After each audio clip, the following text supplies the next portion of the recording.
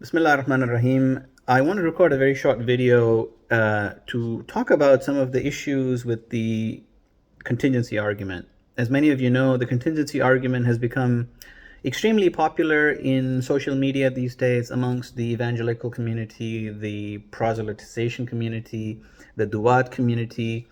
And it's an argument that is apparently watertight and incontrovertible and can be used to prove to atheists that in fact the existence of God can be logically proven. I am a believer in God, alhamdulillah, but I am also a firm believer that this contingency argument is nothing more than a magic trick. You know, I'm sure many of you have been to magic shows where, you know, the magician will show you this and show you that, and all of a sudden he pulls a rabbit out of his hat. Or maybe he's got a deck of cards and he throws the deck of cards in the air, and then he comes near you and he pulls that card from behind your ears, and you're like, wait a minute, he did something. I know he did something, but I can't put my finger on it. Right? He distracted me, and that's called sleight of hand. It's a trick that's used by magicians. They distract you, and then boom, they pull you into another zone. This argument is precisely that. It's sleight of hand. It's logical sleight of hand. And this video, which is a very short video, is hopefully going to demonstrate where that sleight of hand is happening. But before you continue with this video, I request that you first watch a video, a 7-minute video. It's a very short video by Dr. Shoaib Malik, who's a wonderful brother, who summarizes the contingency argument. I would love for you to go and watch that video patiently and then come back and watch the rest of this video, inshallah. Okay, I hope that you have taken the time to go and watch the summary video by Dr. Shoaib Malik explaining what the contingency argument is. I would love to make a disclaimer here. I am an online friend of Shoaib, and he's a great, mashallah, contributor to the world of Islam. He's doing a lot of really good work in the field of evolution and aqidah and theology, but he's also a self-confessed champion of contingency argument, and that's why I'm using his video, and it's a simple video. Now, in this video, at around the 2-minute 30 mark, you would have seen that Dr. Shoaib Malik explains a conceptual logical impossibility. He says our mind cannot conceptualize a square circle. Why is that? Because the mind already knows that a circle doesn't have sides. And so when you ask the mind and say, hey mind, can you come up with a square circle? The mind says, nah, I can't do that, because I already know that the circle doesn't have any sides and a square has sides, so I'm afraid I won't be able to think about a square circle. Right? So that's called an impossibility, a conceptual logical impossibility. Now, what's very interesting is that this in and of itself is sleight of hand, but we'll come back to that because it's a very subtle point. Around the 4-minute 24-second mark, Dr. Shoaib Malik makes a very important point, and this is the sleight of hand. This is where the magician distracts you and pulls the rabbit out of the hat. I'd love for you to go back and just watch that a few seconds before and after the 4-minute 24-second mark and come back, inshallah. Because around that mark in the video, Dr. Malik says he can conceptualize the non-existence of the universe. And he uses this point to claim that the universe may or may not exist, and therefore it's a possible existence. It's mumkin al-wujud. Pause here for a second and think about what's happening, because this is the sleight of hand. This is the magic trick. This is where he distracts you and pulls the rabbit out of the hat. What's the flaw? Let's think this through, right?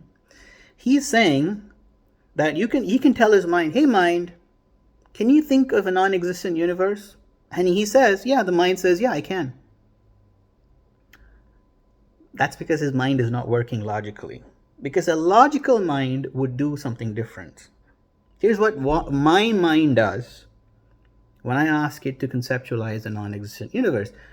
I tell my mind, hey mind, can you conceptualize a non-existent universe? My mind says, Anand, unfortunately, if the universe doesn't exist, you don't exist. And if you don't exist, Your mind, that's me, I don't exist. And if I don't exist, there's no way for me to conceptualize the non-existence of the universe. Because the non-existence of the universe means I myself am non-existent. So the mind says, sorry, I cannot conceptualize my own non-existence. Somebody else can. Somebody else can think about the non-existence of my mind, your mind. But no mind can conceptualize the non-existence of the universe, because the universe by definition contains our mind. Our mind is inside the universe. So if the universe doesn't exist, the mind doesn't exist. This is the cheap trick. So actually, if Dr. Malik's brain and mind was thinking truly logically, it would have thrown up a contradiction. And it would have said, nope, the mind cannot conceptualize the non-existence of reality, of the universe. This is the sleight of hand. Okay. Now, you might say, well, does this prove that the universe is a necessary existence? No. This has nothing to do with necessity. It simply says that I have reached the limits of logic. My mind has reached a point where it cannot go further. It cannot conceptualize something while at the same time assume its own non-existence. You see?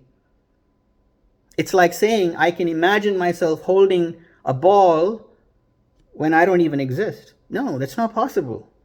Right? So that's what should have happened if he was thinking logically, but it's a subtle point. Now, forget the contingency argument for a second and think about another scenario. Let's say that I called you into a dark room. I took a pen and I put it in a corner, and then I turned the lights off and I said, hey, you know what? I don't know if there is a pen in this room, but let's just look for it. And then after a while, I say, I found a pen. What would you say? You say, well, I just saw you put the pen in the corner. It was already there. You don't have to look for it. The same trick is being played in the contingency argument. Because what they're doing is that they're saying that there is a logical space that exists independent of the universe itself. Think about this very carefully. There's a universe, and we are in that universe, and our minds are in that universe, and all our conceptualization, all our concepts are in our mind, related to our mind. If the universe doesn't exist, we don't exist, our mind doesn't exist, and all these concepts are gone. But what they're claiming, and this is where they're putting that pen in the room, they're saying, look, I can conceptualize the non-existence of the universe. What they're saying is that there is a logical space outside of the universe.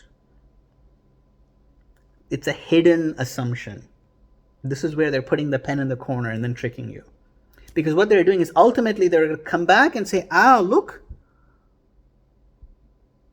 we found that entity that exists outside of the universe. It's a set of laws. And that lawgiver is, of course, God. So the necessary being in the contingency argument is nothing but an assumption. It's the assumption that the mind can conceptualize its own non-existence. But this is not possible. The mind cannot conceptualize its own non-existence. The mind can think of, me without a hand or with arms, it can even think about the fact that I could be dead. But the mind cannot undo itself. That is not possible. In fact, this is one of the great metaphysical mysteries. The ability for something to completely extricate itself. And this is, of course, we think that only Allah subhanahu wa ta'ala is able to do it, which is why He is able to extricate Himself from the universe completely. Laysa kamithlihi shay, as the Quran says. So this is a profound metaphysical point, and a simple trick like this is not going to solve that problem. So in summary, the contingency argument essentially muddies the plot. It actually poisons the well by putting that conceptual logical space outside of the universe. But this is, of course, absurd. As we said, the conceptual space is simply in our minds, and if the universe doesn't exist, that conceptual space should also have disappeared. So it should have been impossible for him to conceptualize the non-existence of the universe, and his mind should have said that is a contradiction. That's where his logic breaks down. I'll make another video about the issues with the definition of impossibility, but hopefully this gives you a starting point. There are lots of other issues with the contingency argument, and inshallah I'll make a few more videos, but thank you for watching.